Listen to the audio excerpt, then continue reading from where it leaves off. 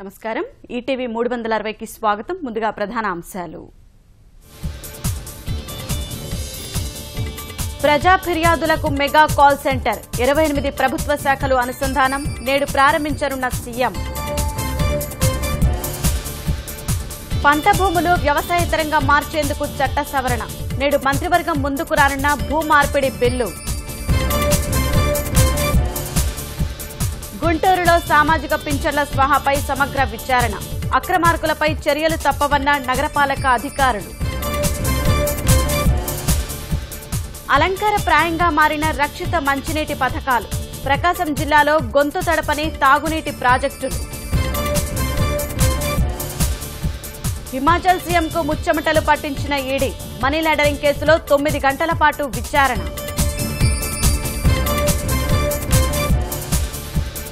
అధ్యక్ష ఎన్నికలకు ముందు ఫ్రాన్స్ లో ఉగ్రదాడి కలకలం కాల్పుల్లో ఒకరి మృతి అన్ని ప్రాంతాల్లో హై అలర్ట్